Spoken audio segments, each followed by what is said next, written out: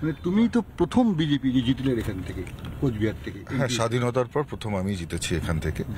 কিন্তু রাজনীতির এই ইলেকট্রাল পলিটিক্সের ক্ষেত্রে সেখানেও কিন্তু কোথাও আমি স্কিপ করিনি। যত ধরনের ভোট হয়, নির্বাচন হয়, সেই নির্বাচনগুলো কিন্তু আমি দেখে এসেছি, পাড়ি দিয়ে এসেছি এবং সবকটাতেই জিতেওছি। তো স্বাভাবিকভাবেই মনে হয় যে প্রথমবারের নির্বাচন, সেখান থেকে অনেক কিছু শেখার বিষয় থাকে এবং পরবর্তীকালে বিভিন্ন নির্বাচন পাড়ি দেওয়া, বিধানসভা এবং গ্রাম পঞ্চায়েত নির্বাচন যেটা কিছুদিন আগেই হয়েছে আপনারা দেখেছেন, একেবারে আমাদের যারা পার্টির প্রার্থী ছিল তাদেরকে নমিনেশন সাবমিট থেকে শুরু করে তাদের সবসময় সঙ্গে থাকা, সব মিলে একটা অভিজ্ঞতা। এই অভিজ্ঞতাগুলো এবারের যে নির্বাচন, সেই নির্বাচনের ক্ষেত্রে কিন্তু কাজে লাগবে। কারণ লোকসভা একটা এলাকা তো অনেক বড় হয় এবং 20 লক্ষের উপরে যেখানে ভোটার রয়েছে, তো সব মিলিয়ে যে অভিজ্ঞতা সঞ্চার করেছি সেটা কাজে লাগাতে পারবো। আবার পাশাপাশি অনেকের কার্যক্ষমতা, ওয়ার্ক এফিসিয়েন্সি সম্বন্ধেও যে আইডিয়া হয়েছে সেটাকেও কাজে লাগাতে পারবো এবং বিগত নির্বাচনগুলোতে কি কি লুপ ফল ছিল সেই জায়গাগুলোতে কিন্তু আমরা এবারে আমাদের সেই পলিটিক্যাল ক্যাপাসিটি বিল্ডিং করেছি যে সেই জায়গাগুলোতে আমরা মেকআপ করতে পারবো, সেই জায়গাগুলো পরিপূর্ণ করতে পারবো। মানে এটা তোমাকে চ্যালেঞ্জ নয়, এটা ভালো পড়ুয়ার মতো বললে যে আমি এগুলো হয়েছে, আমি এগুলো আরো বেশি উত্তীর্ণ হব, তাই তো?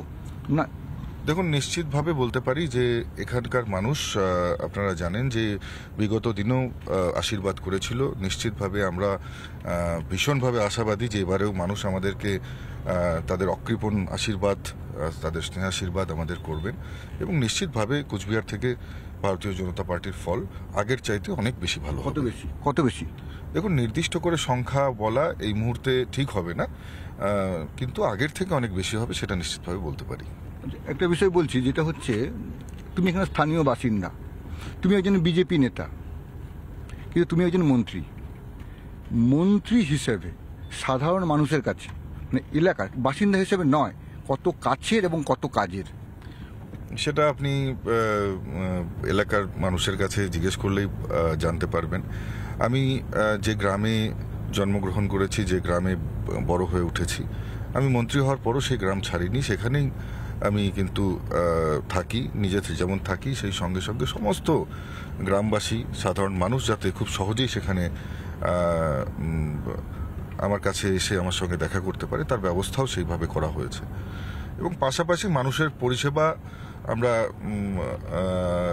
সবসময় 24 ঘন্টা পরিষেবা দিয়ে থাকি। বিভিন্ন মেডিকেল ইস্যুস থেকে শুরু করে যারা কন্যাদায়গ্রস্ত পরিবার থাকে তাদের একেবারে প্রত্যেকের জন্য আমার দরজা খোলা এবং আমার বাড়িতে এসে কেউ কখনো খালি হাতে ফিরে যায় না।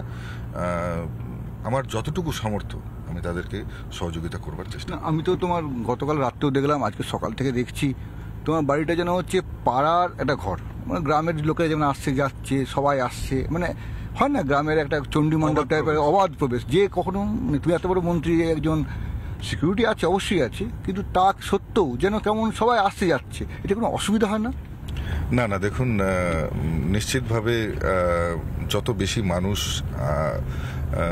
আসে ততই বেশি ভালো লাগে আমার, এবং যত বেশি সংখ্যক মানুষের সমস্যার সমাধান করতে পারি ততটাই বেশি আনন্দ অনুভব করি। এবং পাশাপাশি আরেকটা জিনিস, সব সমস্যার সমাধান যে 100% হয়ে যায় সেটা না, কিন্তু মানুষের যে যন্ত্রণাগুলো, মানুষের যে কষ্টগুলো, সেগুলো শুনে সেগুলোকে অনুভব করা এবং মানুষ কোন কোন পরিস্থিতির মধ্যে দিয়ে সাধারণ মানুষ তাদের জীবন পাড়ি দিচ্ছে সেটা শুনে সেটা সমাধান করবার চেষ্টা করা, এটা আমার কাছে মনে হয়।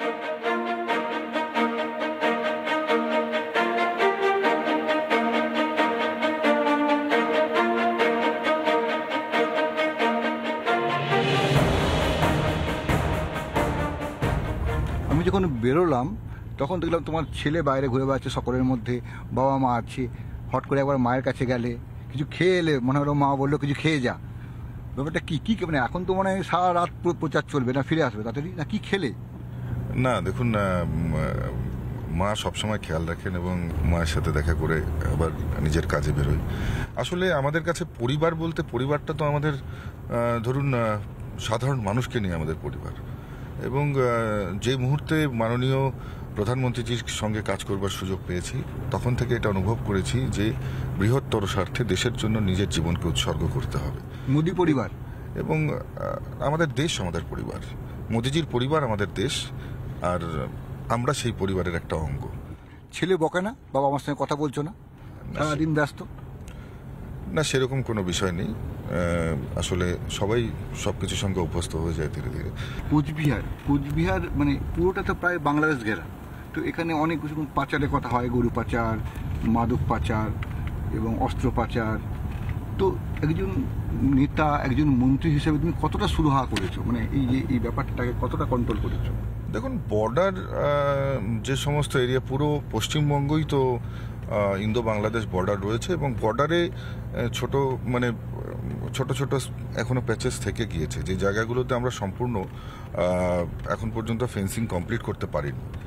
একজন MOS হোম হিসেবে আমার এটা খুব ইচ্ছা ছিল যে এই ফেন্সিংগুলো কমপ্লিট করব, আমাদের দেশকে আরও বেশি সুরক্ষিত করব। এবং আমি MOS হোম হয়ে যাওয়ার পর বারংবার স্টেটকে, আমাদের রাজ্যকে বারংবার চিঠি পাঠানো হয়েছে যে জায়গাগুলোতে এখনও তারা জমি উপলব্ধ করায়নি, অর্থাৎ ল্যান্ড এখনও দেয়নি। আপনারা জানবেন যে land is a state matter, তো জমি সাধারণত স্টেটের কাছে নিতে হবে। কেন্দ্র যদি এখানে একটা কোনো বড় প্রকল্প করতে চায়, জমিটা কিন্তু রাজ্যের কাছেই চেয়ে নিতে হবে, রাজ্যের পারমিশন না থাকলে কিচ্ছু করতে পারবে না। তো স্বাভাবিকভাবেই ফেন্সিং ততক্ষণ আমরা করতে পারবো না যতক্ষণ না রাজ্য আমাদের সেই জমি দিয়েছে। সেই জমির জন্য নির্ধারিত মূল্য আমরা নিশ্চয়ই দেব। ইভেন রাজ্য থেকে একটা নির্ধারিত মূল্য চাওয়া হয়েছিল, সেই টাকাও কিন্তু আমরা মিনিস্ট্রি অফ হোম অ্যাফেয়ার্স থেকে স্টেটকে উপলব্ধ করিয়েছি, অ্যাভেলেবেল করে দিয়েছি। তা সত্ত্বেও এখনো পর্যন্ত 350 কিলোমিটারের উপরে এখন পর্যন্ত যে এই ইন্দো বাংলাদেশ বর্ডার, সেই বর্ডারে কিন্তু আনফেন্সড এরিয়া রয়েছে।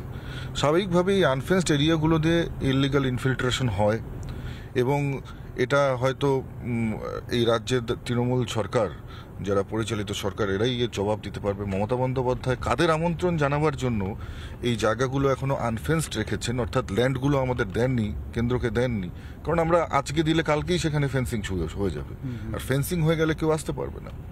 এবং BSF এর অনেক সময় অসুবিধা হয়, কারণ অনেকেই, আপনারা জানবেন যে আমাদের দুদেশেরই ভাষা, পোশাক কত মিল থাকাতে কৃষকের বেশে বা কোনো একই রকম ভাবে কেউ হয়তো পশুচারণ করতে করতে প্রবেশ করে ফেলতে পারে।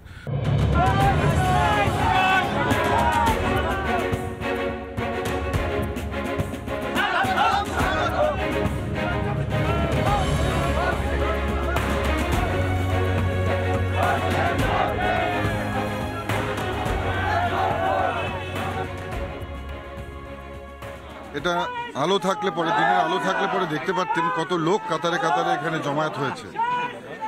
তো ঝড়ের পরেও আপনারা দেখছেন যে পুরো জল জমে আছে, তো ঝড়ের পরেও এত মানুষ, বোঝাই যাচ্ছে যে মানুষের উদ্দীপনা এবং মানুষের উচ্ছ্বাস কতটা রয়েছে, এবং সাধারণ মানুষ মুখিয়ে রয়েছে বিভিন্ন আমাদের কার্যক্রমের সঙ্গে যুক্ত হবার জন্য, এবং দুহাত ভরে আশীর্বাদ করবার জন্য মানুষ পুরোপুরি প্রস্তুত। একদিন বললো আপনার একটা ফটো সে তুলে নিয়েছে, এটা কি ব্যক্তি ক্যারিশমা? বললো আপনার একটা ফটো তুলেছে, আমি একটা ফটো তুলে নিলাম, আমি ভিডিওর মধ্যে শুনছিলাম। হ্যাঁ, অনেকেই ভালোবাসেন, অনেকেই ছবি নেন, অনেকেই সেলফি নিতে আসেন। এটা উপরি পাওনা, মানুষের ভালোবাসা, সত্যি এটা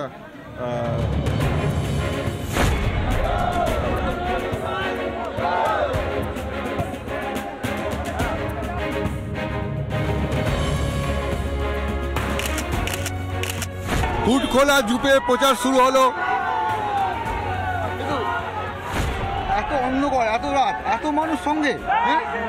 দেখুন, কিছুক্ষণ আগেই ঝড় বৃষ্টি হয়েছে, কালবৈশাখী হয়েছে, যে কারণেই আমাদের এই কার্যক্রম একটুখানি বিলম্বে শুরু হয়েছে, কিন্তু মানুষের উদ্যোগ, মানুষের আগ্রহ, মানুষের উদ্যম এবং মানুষের উচ্ছ্বাস কিন্তু এখনো চোখে পড়ার মতন।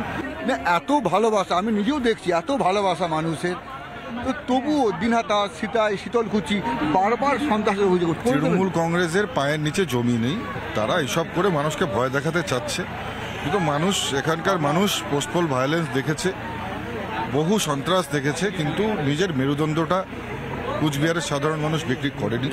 তারা চোখে চোখ রেখে লড়াইটা করতে জানে, এবং এখানকার মানুষ অত্যন্ত গণতন্ত্র প্রিয় মানুষ, এবং যাদেরকে গত পঞ্চায়েত ভোটে গণতান্ত্রিক অধিকার থেকে বঞ্চিত করা হয়েছে, গণতান্ত্রিক পদ্ধতি যেখানে বিঘ্নিত হয়েছে, তারা নিজের ভোটটা নিজে দিতে পারেনি সেখানকার সাধারণ মানুষ, সেই কথাটা কিন্তু মানুষ মনে রেখেছে। তো এই সব ব্যাপারগুলো কি সব ঠান্ডা হয়ে যাবে মানুষের মধ্যে? এই ভালোবাসা দিকে আপনি জয় করতে পারবেন সব, এই যে ভালোবাসা? নিশ্চিতভাবে আমরা ভেঙে দাও পুড়িয়ে দেওয়া রাজনীতিতে বিশ্বাসী নই। আমরা শান্তির রাজনীতিতে বিশ্বাসী, মানুষের কাছে শান্তির বার্তা আমরা নিয়ে যাচ্ছি। নিশ্চিতভাবেই আমরা বিশ্বাসী মানুষ আমাদের পাশে থাকবে, মানুষ দুহাত ভরে আমাদেরকে আশীর্বাদ করবে।